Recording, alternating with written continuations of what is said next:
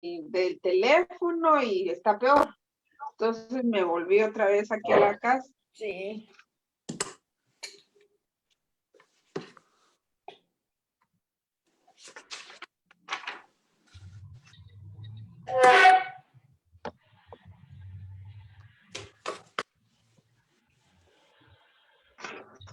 Qué guapa la foto de Regina.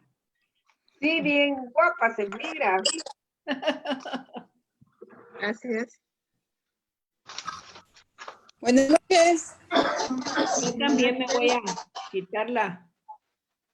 Ahí hay una silla. ¿Cómo se llamará la silla? Julio Fuentes. Hay que andar paseando. Cada rato se mira la silla vacía y dice la Cecilia, ¿de quién es esa silla vacía?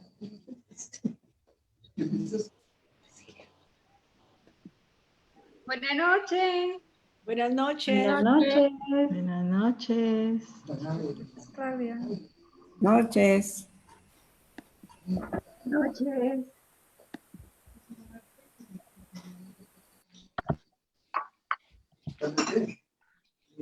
Qué guapa la foto de Regina. Gracias. Hoy te están echando flores, Regina. Buenas noches. Cabal. Gracias. Noches. Buenas noches, Xiomara. Entonces, ¿por qué?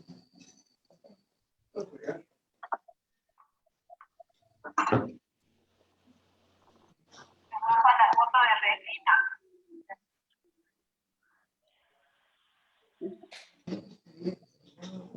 Sí.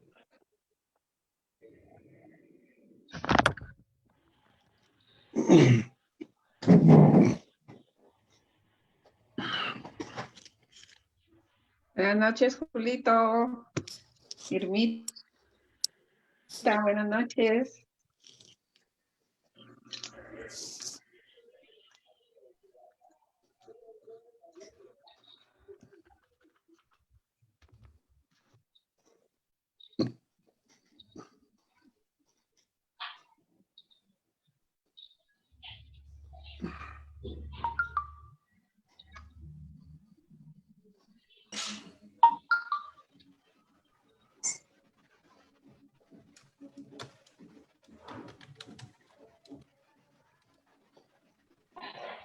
Ya está el padre.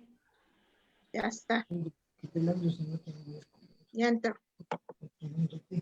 El video. El video.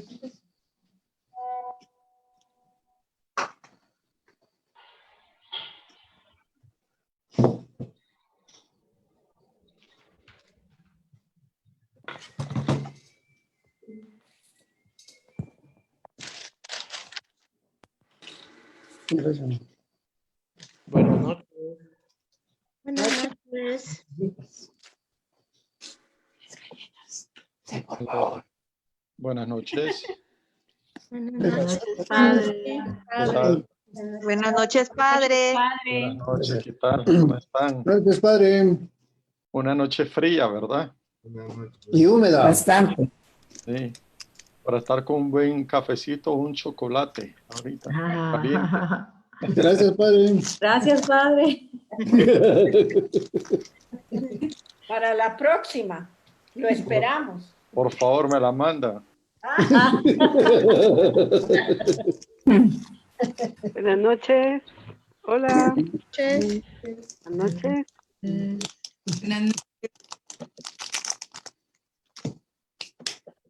O si no, un vaso de pinolillo, padre. Uy, qué rico. De pinolillo con leche. Con la respectiva porción de vigorón. ¿Verdad? ¿Ya has comido el vigorón, Julito? Claro, padre, riquísimo. A ver qué día lo hacemos entonces. Buena idea, padre. Buena idea. Solo dígame qué llevo. Que no te da la yuca.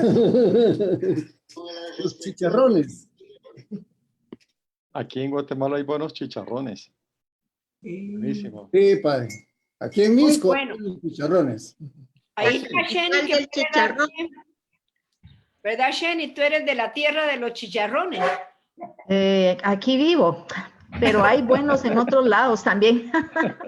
En San Lucas hay buenos chicharrones y en la Antigua también. ¿A mi clase? Bueno, papito, A Misco ya solo le quedó la fama. Y la feria del chicharrón. Y la feria del chicharrón, y ahora va a ser virtual. Entrega a domicilio, dicen. Buenas noches. Muy buenas Buenas noches. noches, Miriam. Miriam. Buenas noches, Miriam. Buenas noches. Buenas noches. Buenas noches. Buenas noches. Buenas noches.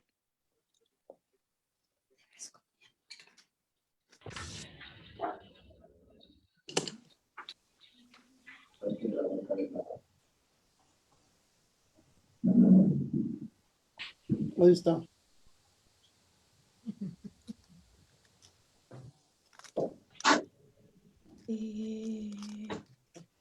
Ya. Ana María, ¿estás por ahí? Sí, aquí estoy. Buenas noches. Buenas noches. Si quieres, comienzas ya. Estamos a 1 minuto. Muy bien.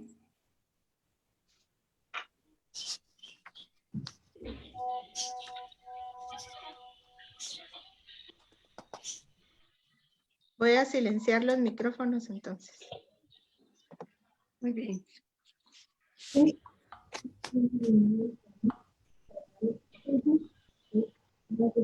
¿Qué pasión vas a lavar?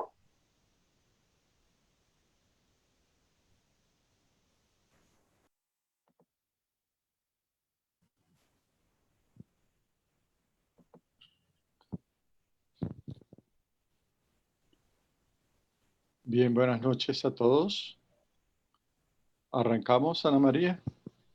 Lista, padre. Buenas noches. Vamos, lista entonces. Bien, buenas noches a todos. Como de costumbre, ¿verdad?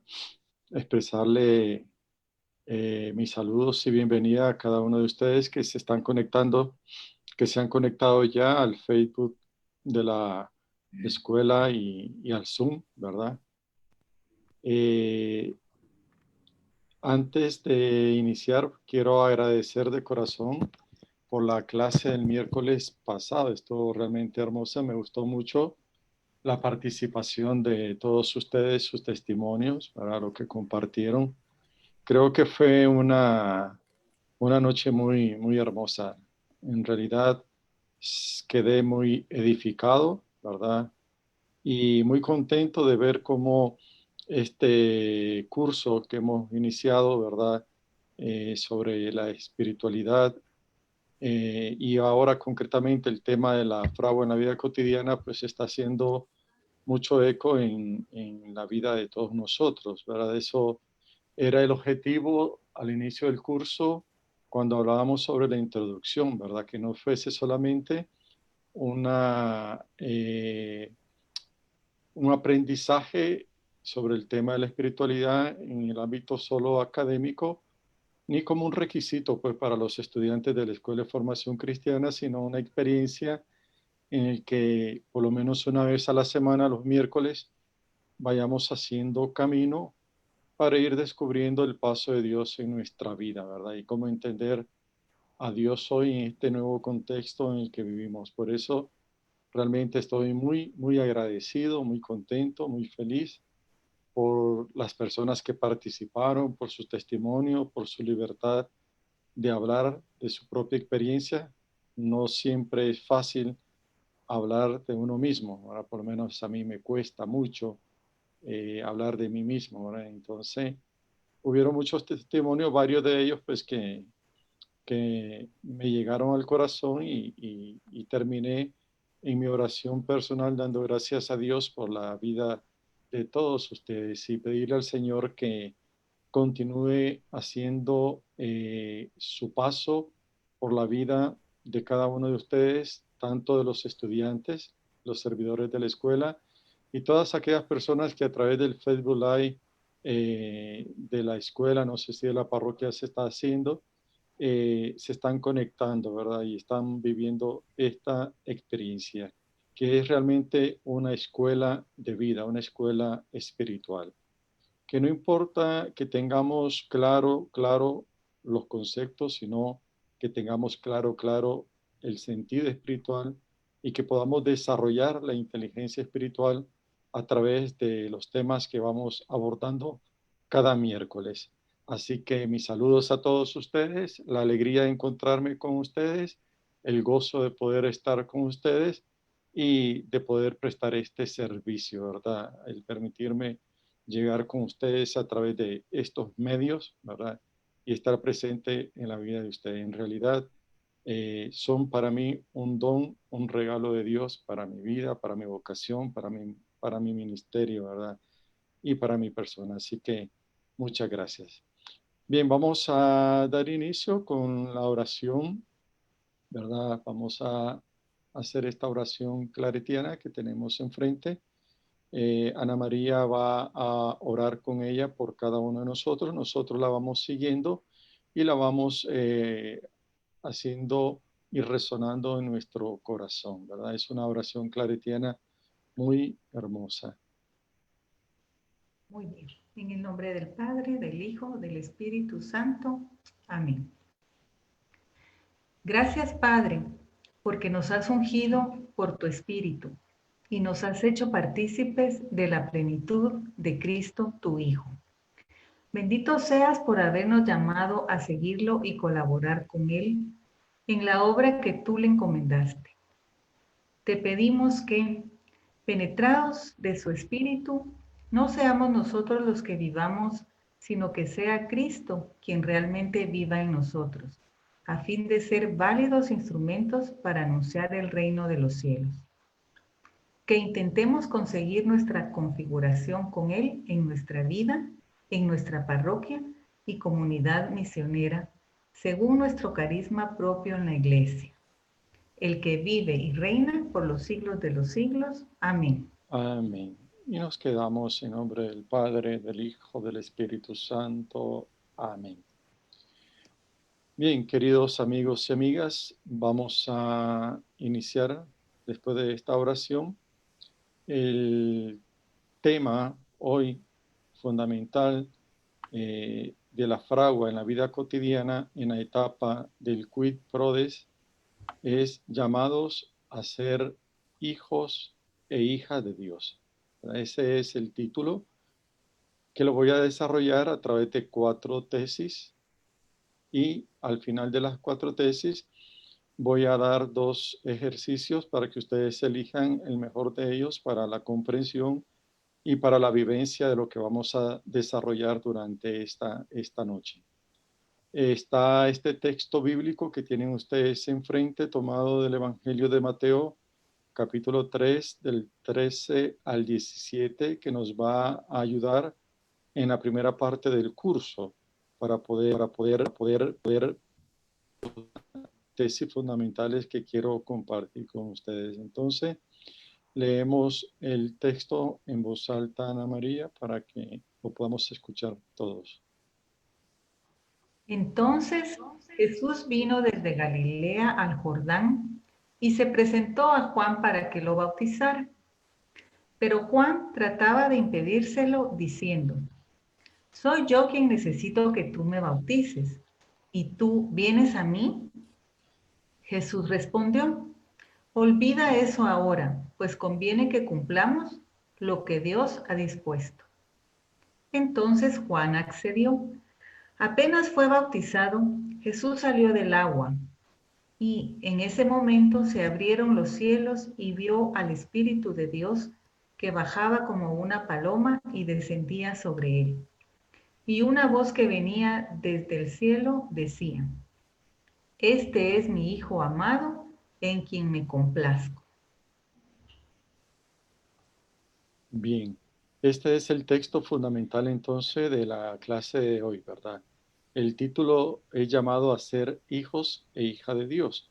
Ustedes ven en este texto, hay sobre todo en la última parte, ¿verdad? Cuando Jesús es bautizado, sale del agua y dice, según la narración de Mateo, que en ese momento se abren los cielos y vio el Espíritu de Dios que bajaba como una paloma y descendía sobre él, descendía sobre Jesús. O sea, el Espíritu de Dios desciende sobre Jesús. Y se produce aquí una teofanía, Dios, fanía, manifestación. Se escucha una voz que dice, venía del cielo. Y esta voz decía, este es mi Hijo amado, en quien yo me complazco. Hay dos elementos de este texto antes que pasemos a la siguiente diapositiva que yo quiero enfatizar. Primero, el tema de ver. ¿Quién ve el Espíritu de Dios que baja en forma de una paloma? Lo ve Jesús. Jesús ve el Espíritu de Dios. Jesús es poseído del Espíritu de Dios. Jesús siente, experimenta en lo más profundo de su ser que es sostenido, que es amado por el Espíritu de Dios, o sea, el Espíritu del Padre. Y este Espíritu del Padre, que el Evangelio de Mateo llama Espíritu de Dios, en forma de paloma, se desciende sobre él, o sea, se posa sobre Jesús, se apropia de Jesús, consagra a Jesús, absorbe totalmente a Jesús. Y esto es importante. Esto que sucede en Jesús, sucede también en nosotros a través del sacramento del bautismo. El bautismo de Jesús es también nuestro propio bautismo. Nosotros estamos llamados desde nuestra fe, desde la espiritualidad cristiana concretamente, poder ver el Espíritu de Dios en nuestra vida y poder escuchar desde lo más profundo de nuestro interior esta voz que se escuchó públicamente para Jesús, escucharla a nosotros hoy en nuestro corazón. Y es esta: este es mi Hijo amado. Esta es mi hija amada. No cualquier hijo, es mi Hijo amado. Él nos amó primero, nos consagra para el amor, nos posesiona para vivir en el amor. Y no nos podemos realizar sino desde la experiencia gratificante del amor de Dios en nuestra vida. Y ese amor de Dios surge de la complacencia de Dios en cada uno de nosotros como Jesús. Entonces, a lo largo de la exposición de lo que ahora viene, no olvidemos esta idea, tengámosla presente en la mente y en el corazón. El Espíritu de Dios es el que nos consagra como Jesús. El Espíritu de Dios ha descendido sobre nosotros como Jesús en el bautismo. Y ese Espíritu de Dios, en lo más profundo de nuestro ser, declara algo que es realmente gratificante, que es algo realmente impresionante, que se escapa de nuestra mano, que se escapa de nuestro entendimiento, y es que cada uno de nosotros, hombre y mujer, somos hijo e hija de Dios, y Dios quiere complacerse en nosotros. Cuando el Evangelio habla de complacer, habla de realización. O sea, Dios quiere que seamos felices, que nos realicemos como hombre y como mujer, que nos realicemos en nuestro ser, que nos realicemos en nuestra vida, que le conozcamos, que le amamos, que le amemos, que podamos realmente conectar nuestro corazón con su corazón. Entonces, he escogido este texto porque es el mejor texto que evoca el título que hoy estamos hablando, ¿verdad? Llamados todos a ser hijos e hijas de Dios. Entonces, partimos ahora de la primera hipótesis, ¿verdad? La hipótesis es una espiritualidad que parte de la propia vida. Creo que este tema lo hemos hablado en las 11 clases anteriores. Lo he dicho de muchas maneras, con varias palabras, de muchas formas, pero quisiera enfatizarlo hoy, esta noche, porque es importante. Una espiritualidad para que sea espiritualidad y sea espiritualidad cristiana, tiene que partir de la propia vida. Cada persona, cada uno de nosotros tenemos nuestra propia historia personal. Tú como personas tienes la tuya. La vienes fraguando a través del tiempo. Y esto gracias a la interacción de tres elementos que son convergentes en nuestra vida. Y de esto hablamos al principio, de una dotación genética, o sea, la herencia psicofísica recibida cuando nosotros hemos venido al mundo, de un factor al que hemos llamado situacional. Recuerden aquella frase que he usado mucho de Ortega y Gasset que dice: yo soy yo y mi circunstancia. Puesto que cada uno tenemos nuestra propia circunstancia, esas circunstancias van a afectar mi vida, mi imaginario, mi espiritualidad, cómo percibo el mundo, cómo percibo las cosas. O sea, yo soy yo y mi circunstancia.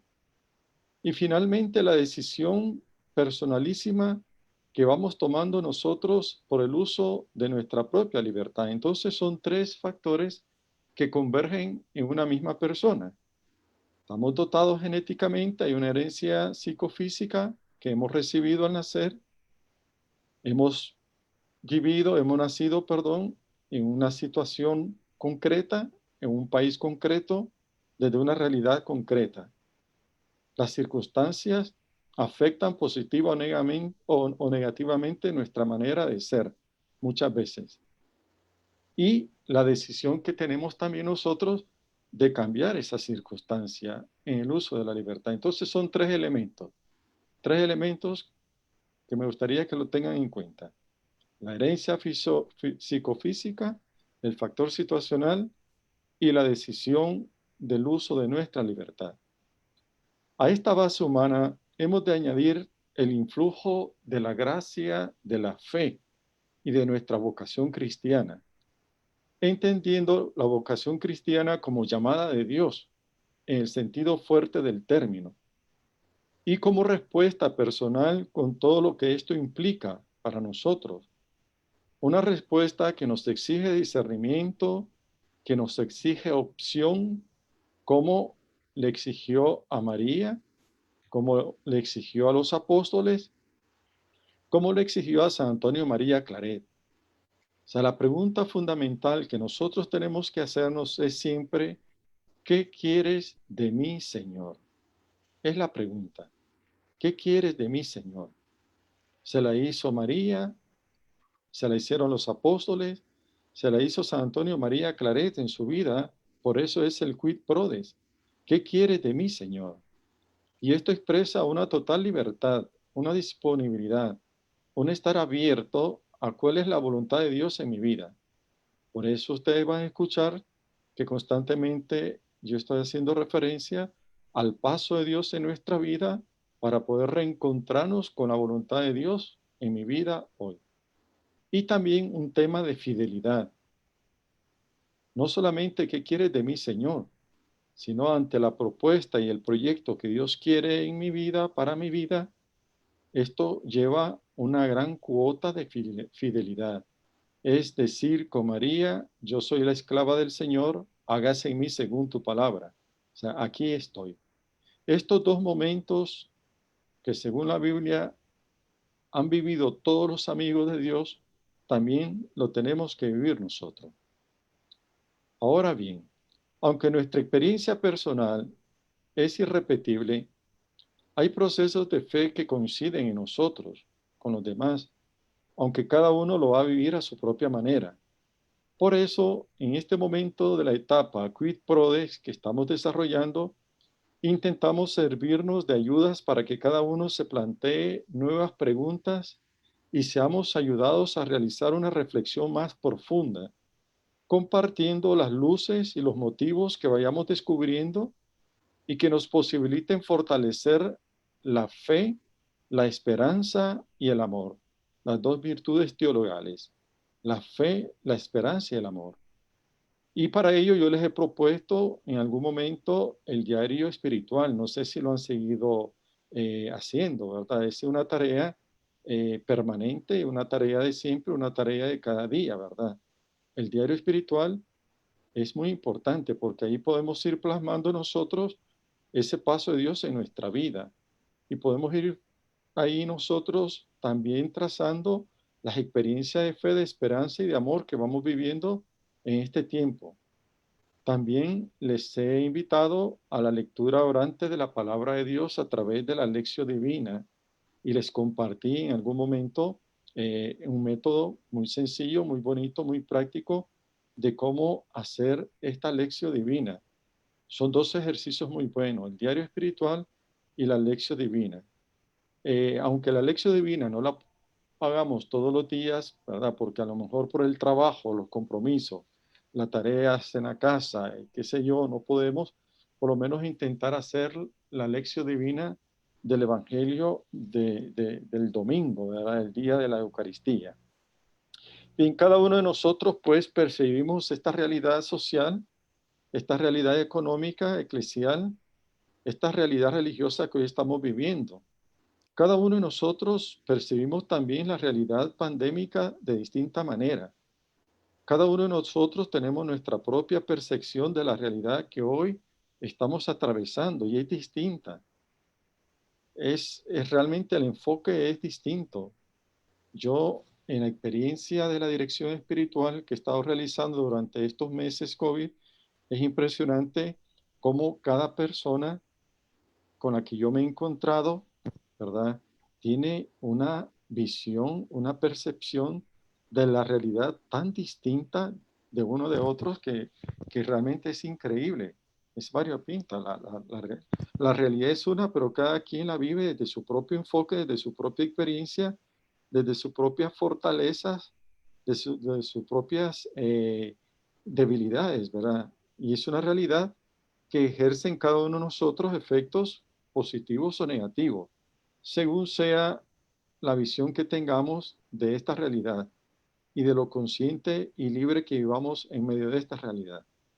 También el sentimiento y el pensamiento es importante en este momento quid prodest, porque del sentimiento y del pensamiento en este momento quid prodest depende mucho lo que hoy estamos viviendo, porque podemos estarlo viviendo como un drama o como una oportunidad de crecimiento, como una opción a lo esencial de la vida, renunciando a veces a cierto secularismo que nos ha hecho mucho daño en este tiempo. O sea, este tiempo que vivimos nos ha invitado a vivir de lo esencial y nos hemos dado cuenta que había muchas cosas en nuestra vida que sobraban, que no eran necesarias, que creíamos indispensables, pero hemos descubierto que lo indispensable no eran, que lo indispensable hoy es la salud, es guardarnos, es protegernos, es cuidarnos. Y ante esta realidad también hay actitudes distintas y comportamientos distintos que hemos adoptado, y ahí en esos pensamientos y en esos sentimientos se refleja también la búsqueda que cada uno de nosotros hemos hecho de Dios en nuestra vida y en este tiempo de manera profunda, de una vida que se pueda realizar en medio de las limitaciones que hoy vivimos por tiempo, ¿verdad? Quiero hablar sobre el tema del secularismo antes de pasar a la segunda hipótesis. Ahorita estoy desarrollando sobre la espiritualidad partiendo de la propia vida. Miren, el secularismo, como el materialismo, es un estilo de vida que nos ha envuelto y que nos ha llevado al extremo de manera ideológica. Nos ha llevado a vivir muchas veces al margen de Dios. A muchas sociedades, ¿verdad? Nosotros solemos criticar mucho las sociedades desarrolladas como Europa y Estados Unidos. Criticamos, ¿verdad?, la forma en cómo estas culturas se han desarrollado y han caído, decimos, en un secularismo, ¿verdad? O sea, viven a espalda de Dios, pero en realidad eso también lo vivimos y lo percibimos ya nosotros en nuestro medio. O sea, vivimos muchas veces al margen de Dios. Adoptamos estilos de vida contrarios a la fe, a nuestro ser. Es un terreno propicio para el desarrollo de actitudes como el erotismo, el consumismo, la autonomía extrema que nos conduce al individualismo, a la disgregación, a las desigualdades sociales. Un continente como nuestro continente de América, tan cristiano y tan católico, es un continente donde se verifican las grandes y enormes desigualdades sociales e injusticia, la depredación del mundo, de la naturaleza, del cosmos, de la vida, de nuestro entorno natural y humano. O sea, en nombre del secularismo y en nombre de la libertad, que se traduce muchas veces en individualismo, hemos destruido nuestra vida, nuestro mundo, nuestras relaciones. Y todo esto tiene consecuencias en nuestra vida y nuestra espiritualidad, viviendo sus consecuencias en forma de crisis y desajustes. Esos que solo se sana si se aplica el tratamiento apropiado. Consideremos cada uno aquello que por diversas causas puede estar hiriendo nuestra propia psicología o nuestro propio espíritu.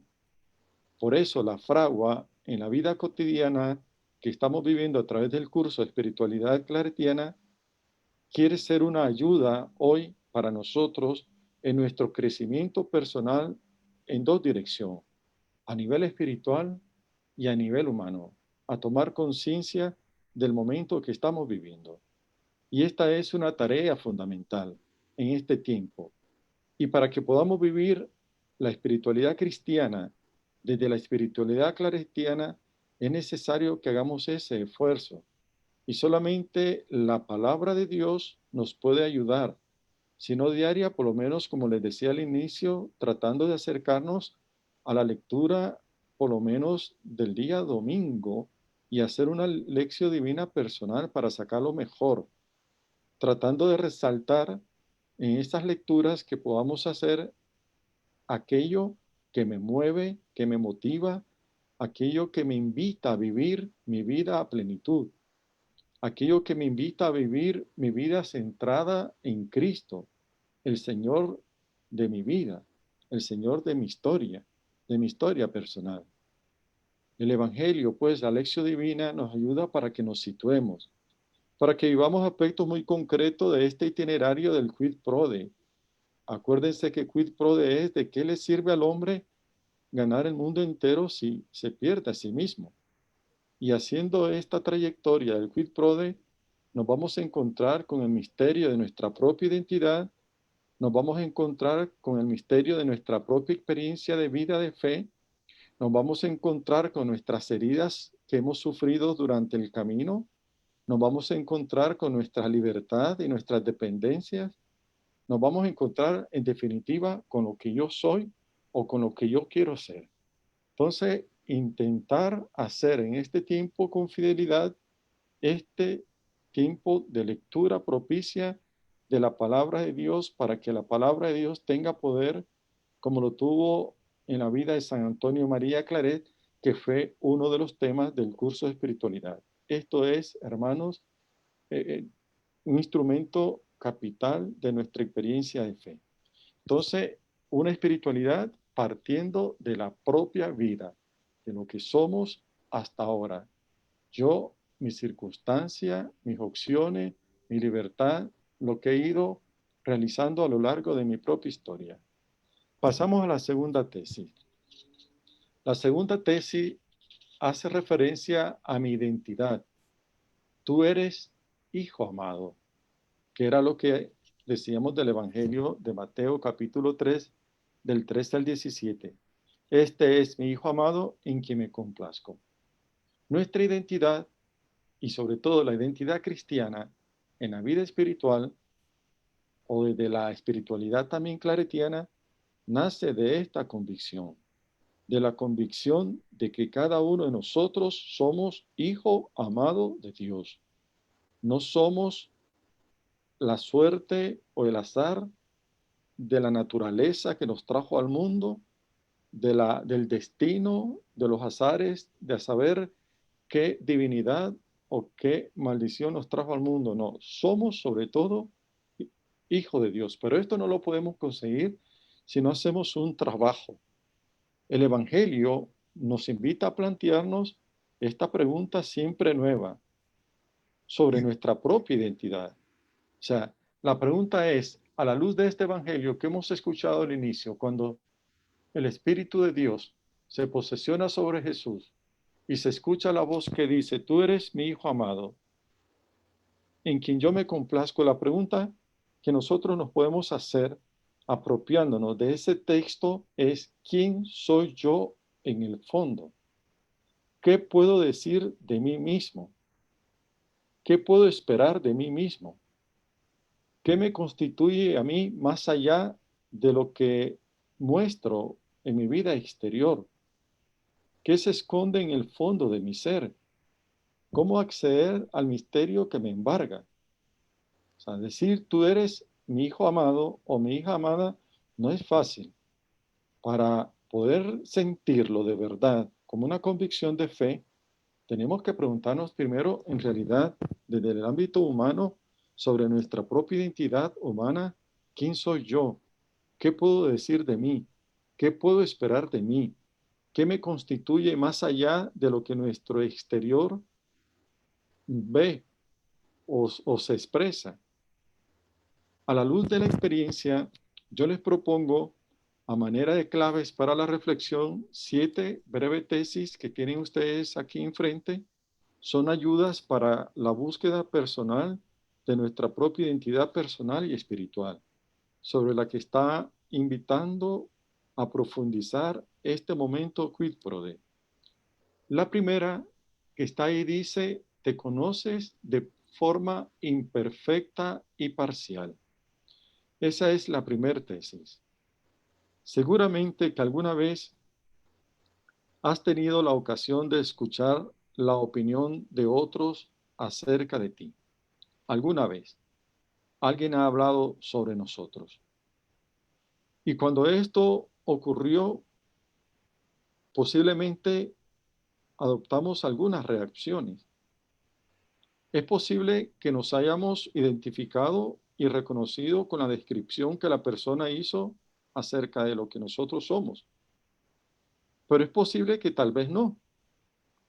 O es posible que a veces haya quedado perplejo, sorprendido, al sentirme valorado de manera distinta a como yo me esperaba. Esa es una de las muchas señales que indican que el conocimiento que yo tengo de mí mismo es parcial e incompleto. A ver, ¿qué pasaría si, por ejemplo, tú le preguntas hoy a tu esposo, a tu esposa, sobre ti misma, que te describa, o a tu hijo, a tu hija? A ver, mamá, descríbeme. A ver, hijo, descríbeme cómo me ves. Imagínense lo que pueden decir sus hijos, sus nietos, no digamos la nuera. Ah, no digamos el yerno.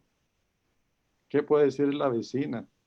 Imagínense que se le ocurra a alguna de ustedes el día de mañana, ¿verdad? Con mascarilla, claro, puesta, se va donde la vecina y le dice a la vecina, mira, hazme un favor. Fíjate que estoy en búsqueda de encontrarme a mí mismo, quién soy yo. ¿Podrías describirme? Yo les aseguro que la pobre vecina sale desgreñada, sin mascarilla y todo, ¿verdad? Porque no nos va a gustar lo que va a decir de nosotros. Y esto es importante porque casi siempre somos muy pocos para escuchar, ¿verdad? Y más para hablar. Y escuchar a los demás y que los demás nos describan realmente es una espada de doble filo, porque no nos vamos a aceptar como nos definan, porque posiblemente también lo que la otra persona diga sea parcial, ¿verdad? Pero parcial también es el conocimiento que tengo yo de mí mismo. Pero es importante por la tesis que estoy sosteniendo. O sea, nosotros nos conocemos de manera imperfecta y parcial. Dicen que los demás nos conocen mejor que nosotros a nosotros mismos, ¿verdad? Nuestra manera de accionar, de reaccionar ante situaciones concretas de la vida, el esposo, la esposa, los hijos, o sea, los que están cercanos a nosotros saben de qué mal padecemos y nos abordan muchas veces hasta con pinza, porque Dios guarde si yo le digo lo que siento, lo que pienso, me va a gritar, me va a zarandear, me va a quitar el almuerzo, me va a negar esto y ya pues vienen los castigos y todo, ¿verdad? No nos gusta muchas veces la autocrítica, que nos llamen la atención en las cosas que no están bien en nuestra actitud. Entonces, esto es lo primero, ¿verdad? Nos conocemos de forma imperfecta y parcial. La segunda tesis es, para conocerte necesitas la colaboración de otros. Para conocerte necesitas de la ayuda de quien conoce ciertos aspectos de ti mismo que tú ignoras. Por ello, evita que los demás, por los motivos que sean, tengan miedo de ser sinceros contigo y de revelarte lo que ven y comprenden de ti. Esa colaboración, por supuesto, requiere de mucha confianza, de mucha transparencia y de mucha claridad. Sobre todo, si estamos buscando un conocimiento de nosotros mismos, tenemos que estar dispuestos a crecer, a no reducirnos a un mero análisis del carácter. ¿No? Es que vos tenés un mal carácter, sos muy violento, sos muy violenta, sos una histérica, sos un histérico, sos un agresivo. No es esa la forma de la definición, ¿verdad? El tratar de conocernos es ir más a fondo, pero para que otra persona pueda decir algo de nosotros mismos, se requiere que en la relación con esa persona haya confianza, haya transparencia, haya claridad, ¿verdad? Si lo que estamos buscando en el fondo es conocernos a nosotros mismos. O sea, si queremos crecer y no reducirnos a un mero análisis del carácter, es un conocimiento más profundo. La tercera tesis, la C, al conocerte te llevarás alguna sorpresa. En el camino hacia el autoconocimiento saltan las sorpresas, a veces amargas, porque no nos va a gustar saber o encontrar en nosotros cosas que ignorábamos. Algunas pueden llevarte a conclusiones como esta. No creía yo ser tan débil, tan sensible, tan susceptible, tan incapaz de dominar la ira. Otras veces la sorpresa es de otro signo.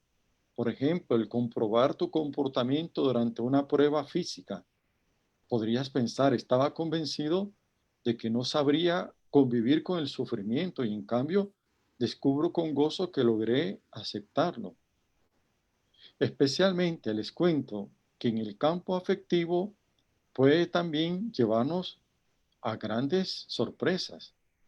Por ejemplo, ¿sabías solo teóricamente que tal amistad que yo tenía con una persona en concreto podría derivarse de una dependencia servil? Pero jamás nunca me imaginé que yo personalmente caería en un tipo de relación tóxica como esta. Y hoy te enfrentas al reto de conseguir más autonomía de cara a esa relación. Y esa relación sea relación pareja, esposo, hijos, ¿verdad? La relación afectivo dependiente, tóxica, que no ayuda a vivir la autonomía, la libertad y el gozo pleno de uno mismo. La siguiente tesis, que es la cuarta, la D, te conoces mejor a ti mismo por reflejo que por autocontemplación.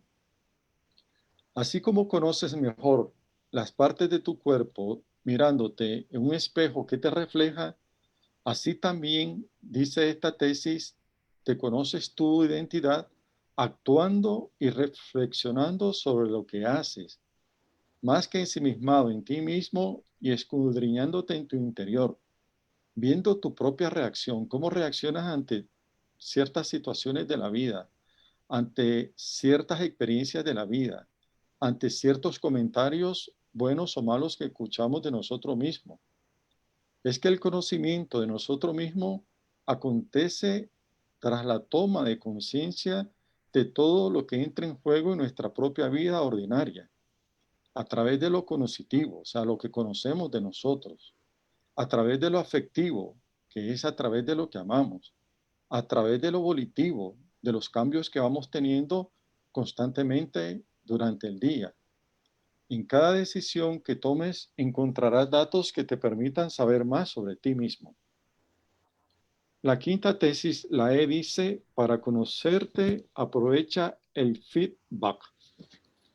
Aquí estamos llamando feedback a la resonancia que recibes de otros sobre algo que has dicho o hecho.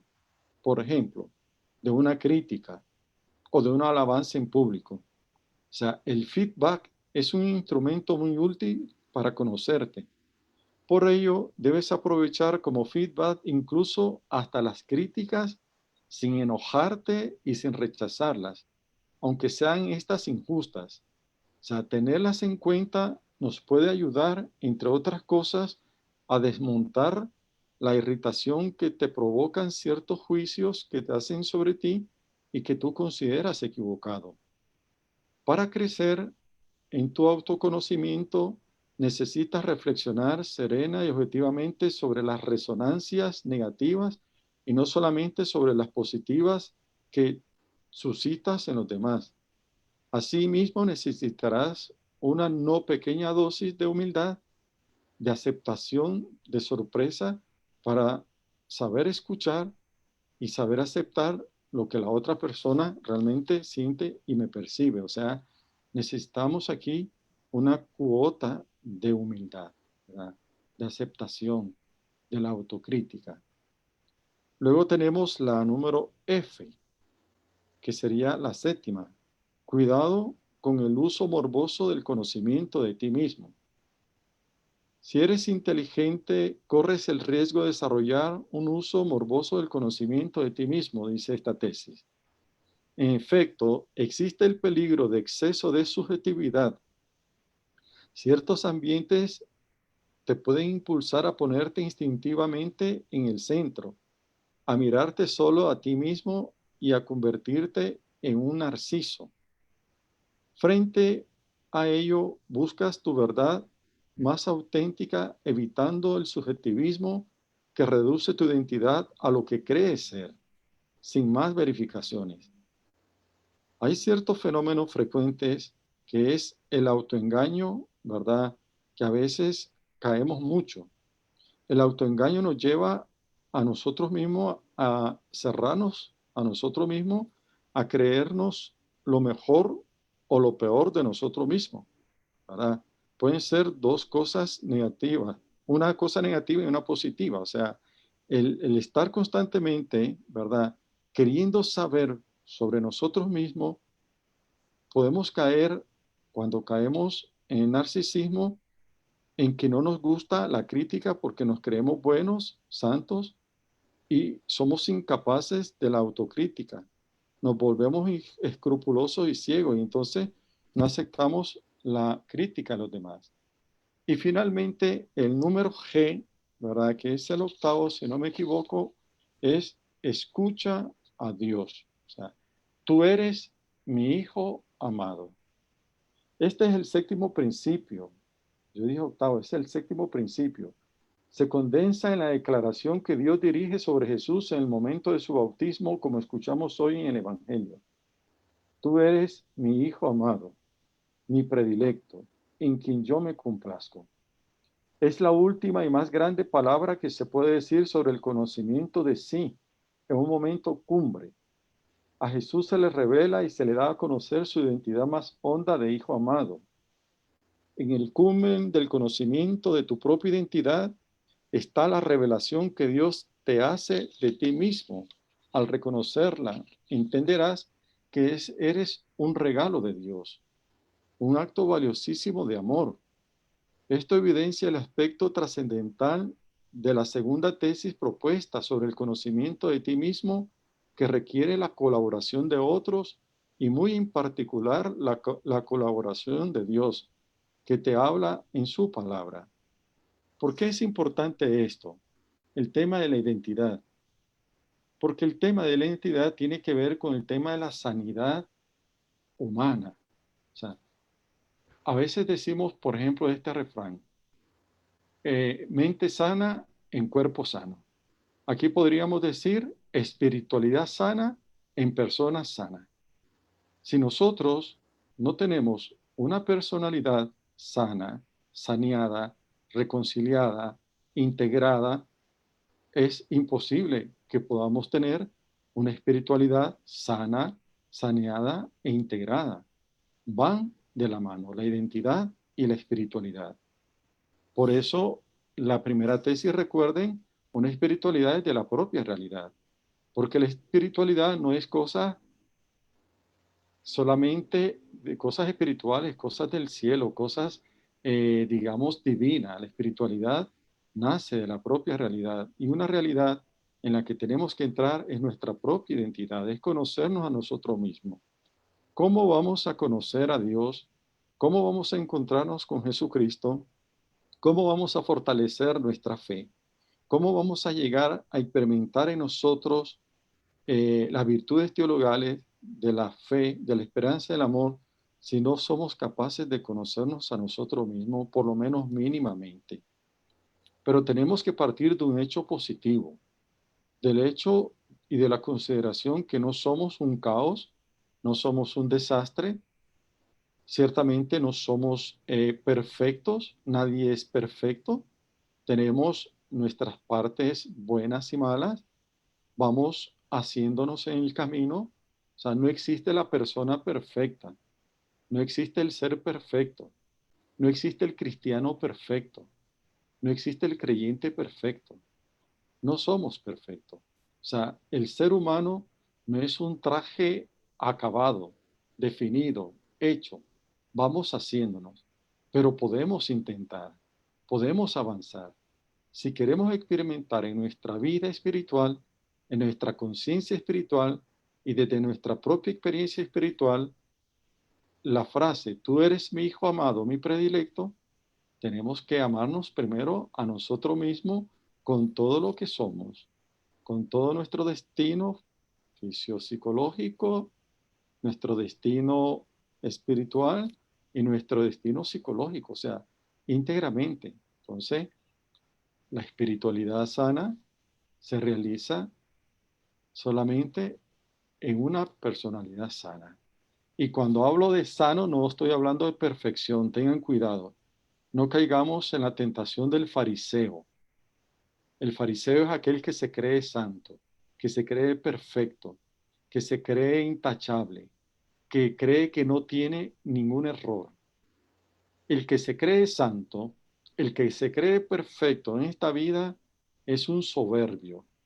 Es aquel que ocupa el lugar de Dios.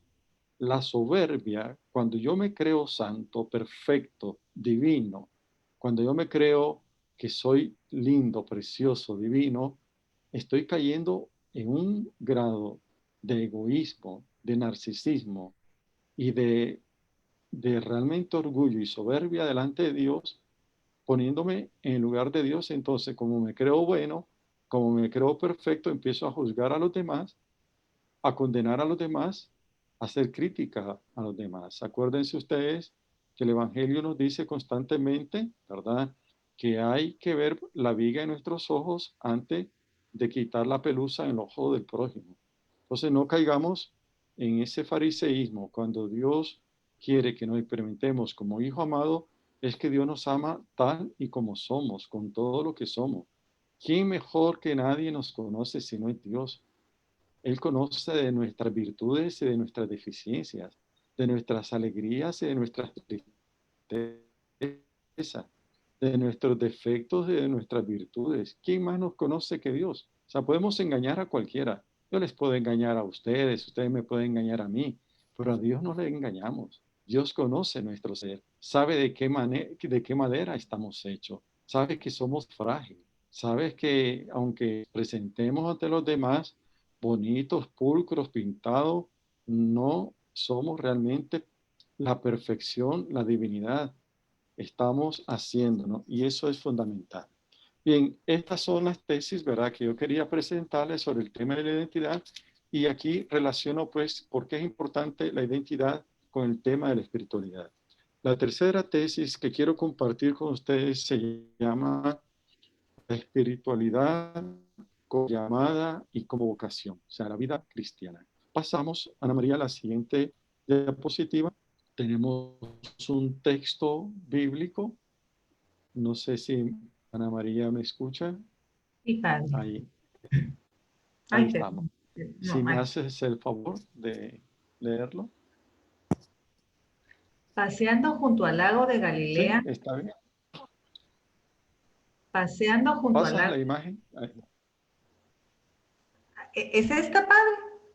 Sí, está bien. Esa es, sí.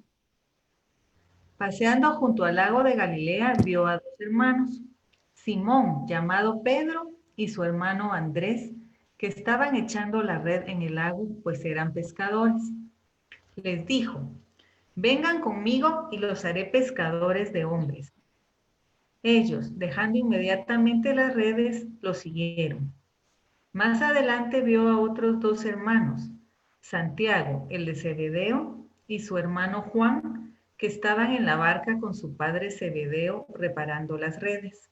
Los llamó también y ellos, dejando la barca y a su padre, lo siguieron.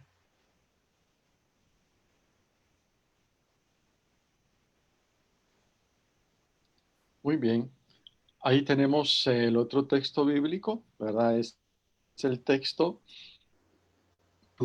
de la vocación de los discípulos del Señor, ¿verdad? Mateo 4, del 18 al 22. He colocado este texto para sostener esta tercera tesis que habla sobre la espiritualidad como una llamada y como una vocación. ¿Qué es para nosotros la espiritualidad? Es una llamada, es una vocación. ¿A qué? A la vida cristiana. Lo importante, dice esta tesis, no debe nunca darse por supuesto. Lo que es importante y hay que decirlo. La vida cristiana es una vocación y esta vocación se vive y se realiza a medida que también adquiero un ser más sano, más integral. Dicho de otra forma, en palabras de John Powell, plenamente humano, plenamente cristiano. Es una realidad de máxima importancia, ya que toca la raíz y el destino de la propia vida. Este evangelio que tenemos enfrente nos recuerda algunos principios que en la perspectiva del quid prodest nos llevan a robustecer nuestra propia consistencia espiritual en la vida cotidiana. Miremoslo a continuación.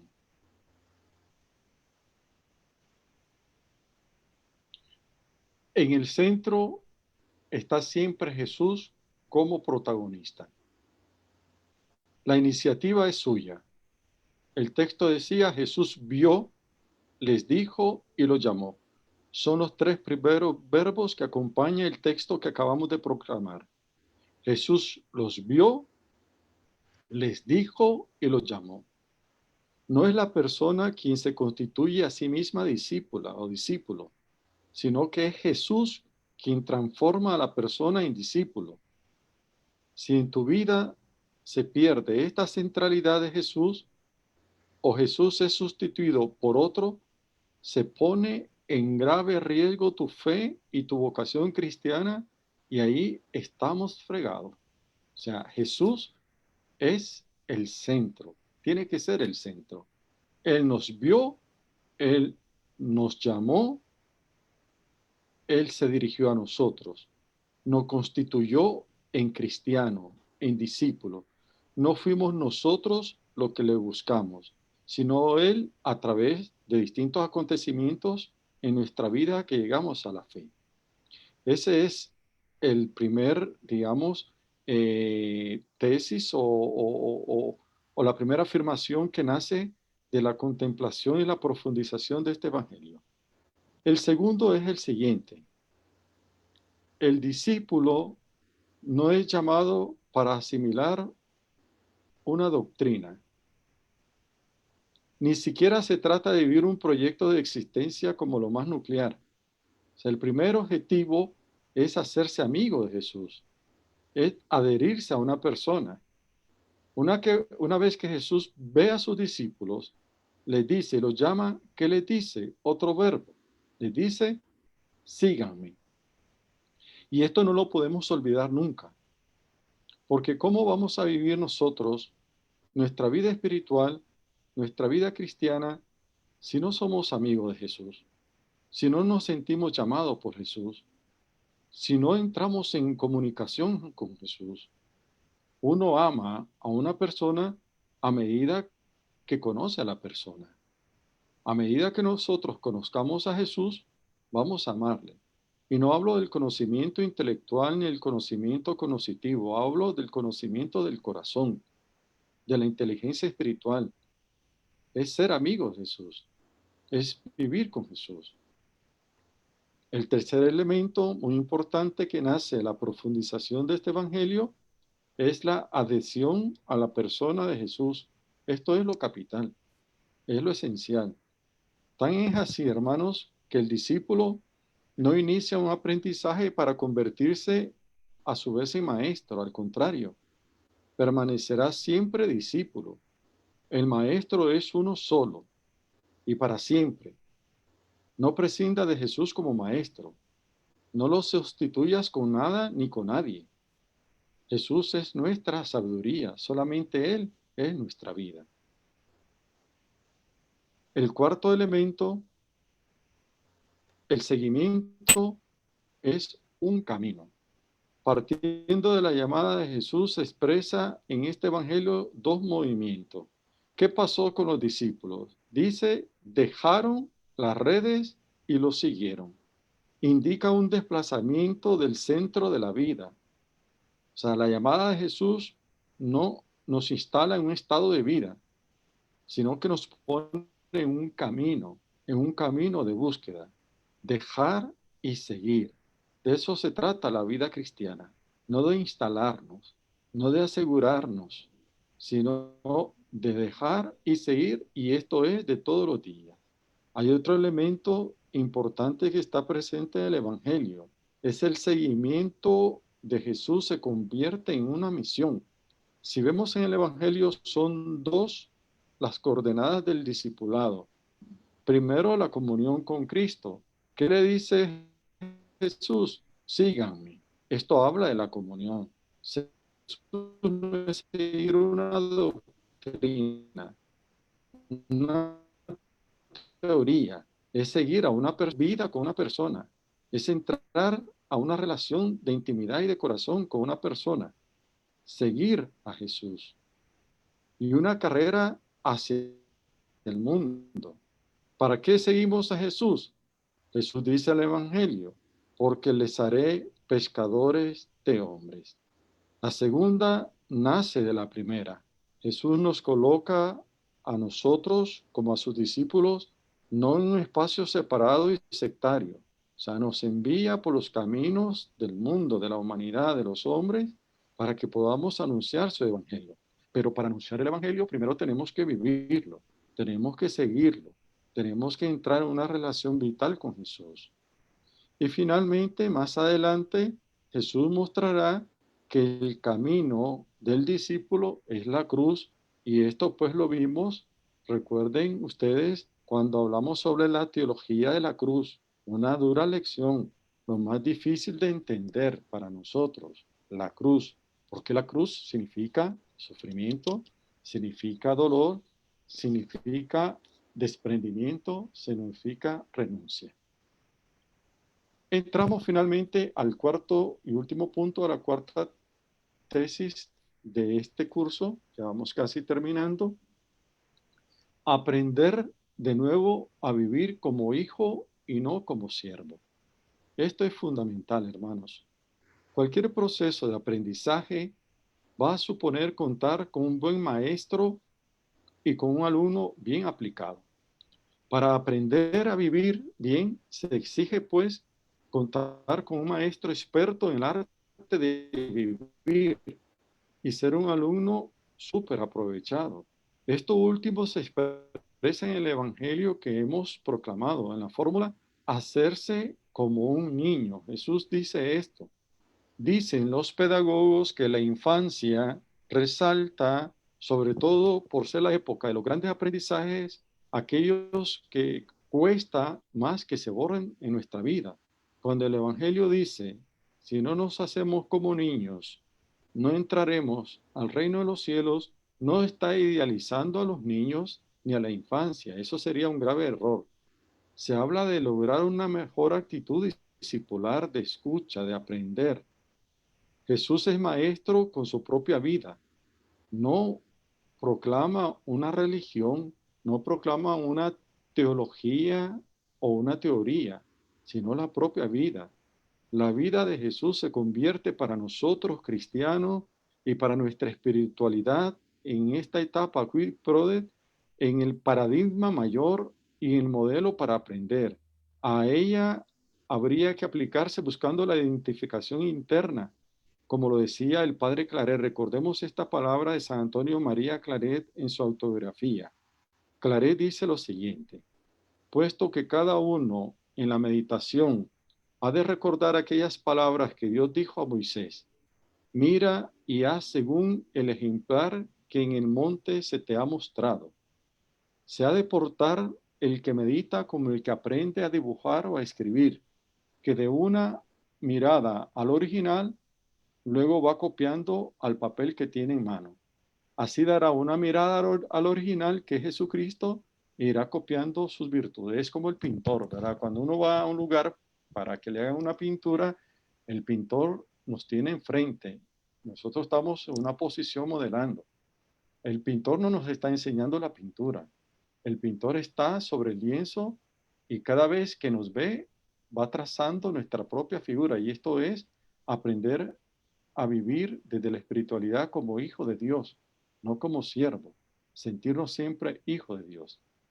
Pues bien, estas son, hermanos, las 4 tesis fundamentales que quería yo desarrollar esta noche, este miércoles, en este tema, ¿verdad? Sobre el tema de ser hijos, aprender a ser hijos. Ahora les voy a compartir rápidamente los 2 ejercicios que les voy a dejar para que lo puedan realizar personalmente. Ahora, el primer ejercicio se llama la doble personalidad. Doble personalidad.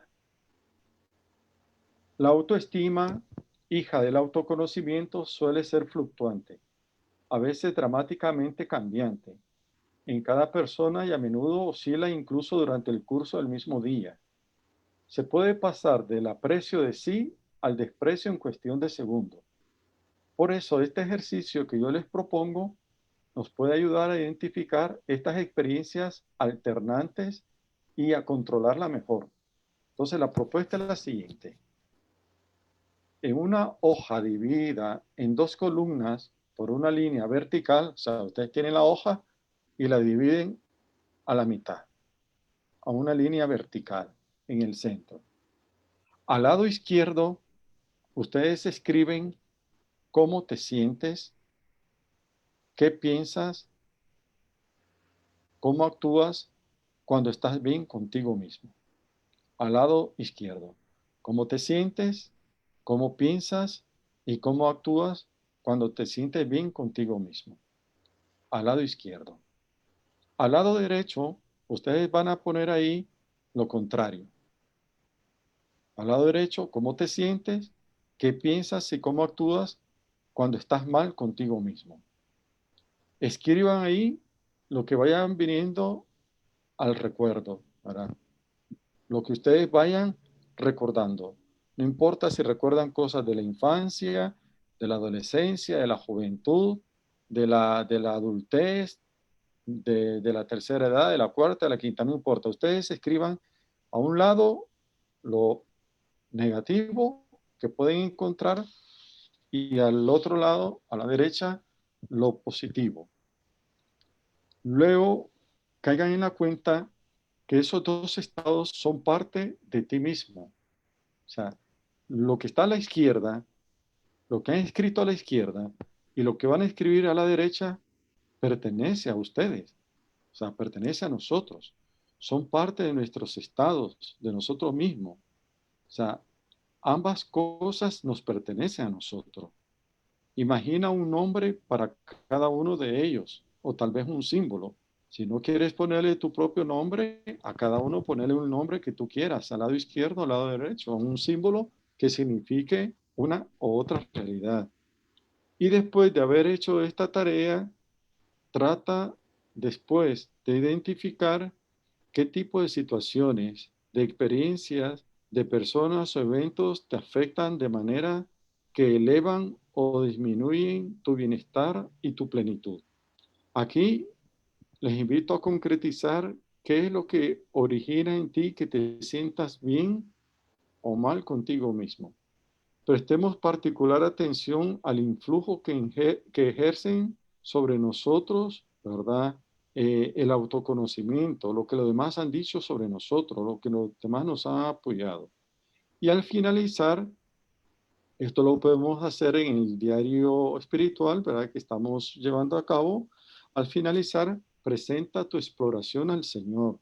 Lee ante su presencia el resultado de tu trabajo y de vez en cuando párate a escuchar a Dios en el silencio de tu conciencia que te repite esto una y mil veces. Tú eres mi hijo amado. O sea, no tengamos miedo. Que no nos dé miedo saber de nosotros mismos, de lo bueno y de lo malo, de nuestras virtudes y de nuestros defectos, de lo que otros piensan de mí y de lo que yo pienso de mí.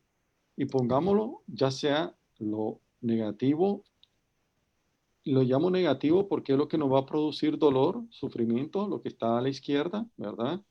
Y a la derecha, lo positivo, lo que me va a ayudar a la autoestima, a sentirme bien. Pero ambas cosas son parte de nuestra propia vida y al final, como una actitud de agradecimiento a Dios, de acción de gracia, hagamos oración, eso que hemos escrito, se lo presentamos a Dios, al Señor, en su presencia, en el silencio de nuestra vida, de nuestra oración, y aprendamos a escuchar a Dios en el silencio de nuestra vida, de nuestra conciencia, repitiéndonos una y mil veces después de haber hecho el trabajo: tú eres mi hijo amado, tú eres mi hija amada. Este es el primer ejercicio. El segundo se los voy a mostrar ahora. Voy a ir un poquito más rápido porque ya estamos en el tiempo.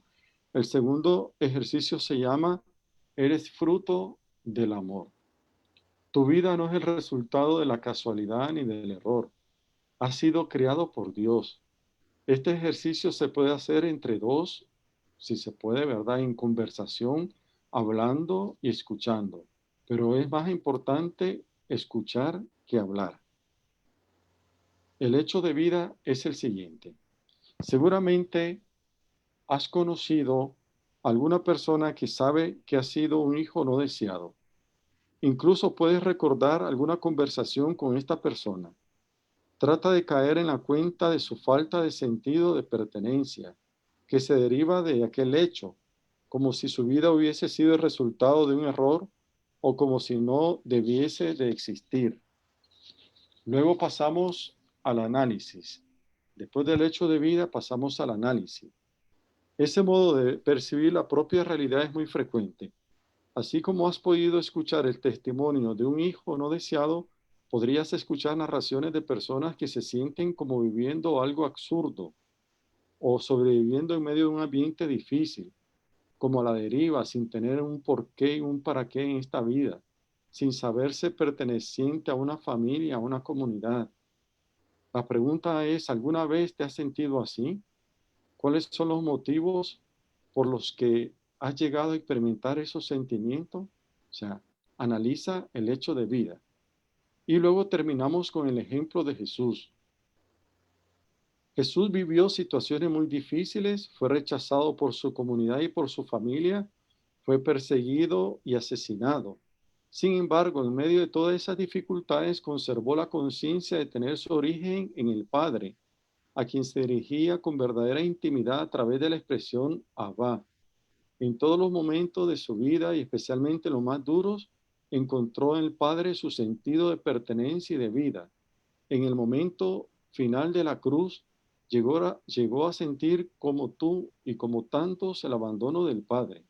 Y dijo: Dios mío, ¿por qué me has abandonado? Marcos 15:36. Y sin embargo se conserva el recuerdo de su entrega confiada. Padre, en tus manos encomiendo mi espíritu. Lucas 23:46. ¿Qué te sugiere el ejemplo de Jesús para tu experiencia personal de identidad y de pertenencia? Pues bien, hermanos y hermanas, ahí tienen ustedes dos hermosos ejercicios de profundización, de oración y de conocimiento de nosotros mismos en la experiencia del quid prodest y en el tema de somos hijos e hijas amados y amados por Dios. Muchas gracias. Les agradezco nuevamente su atención en esta noche, haberme permitido compartir con ustedes. Como ya no tenemos tiempo ni espacio, hubiera deseado un momento de pregunta y respuesta, pero lo vamos a obviar, ¿verdad? En este momento. Y vamos a terminar con la bendición del Señor, agradeciéndole de antemano su presencia en este curso, continuar animándole a que sigamos unidos todos los miércoles y agradecido siempre del equipo técnico de la Escuela de Formación Cristiana, ¿verdad? Y de Ana María especialmente, que me apoya en este trabajo. Terminemos este momento diciendo todos juntos: Padre nuestro que estás en el cielo, santificado sea tu nombre, venga a nosotros tu reino, hágase tu voluntad en la tierra como en el cielo. Danos hoy nuestro pan de cada día, perdona nuestras ofensas, como también nosotros perdonamos a los que nos ofenden. No nos dejes caer en tentación y líbranos del mal. Amén. El Señor esté con todos ustedes. Y que la bendición de Dios Todopoderoso, Padre, Hijo y Espíritu Santo descienda sobre ustedes y permanezca siempre. Amén. No se olviden de dos cosas. La primera y fundamental es que cada uno somos hijos e hijas de Dios. Y duérmanse hoy esta noche con este sentimiento y con este pensamiento y repítanselo. Soy hijo, hija predilecta de Dios y nadie puede quitarme a mí este derecho, este don que Dios me ha dado. Y lo segundo es que truene o relampaguee. Nos vemos el próximo miércoles. Buenas noches a todos. Se me cuidan. Buenas noches. Buenas noches. Buenas noches, padre.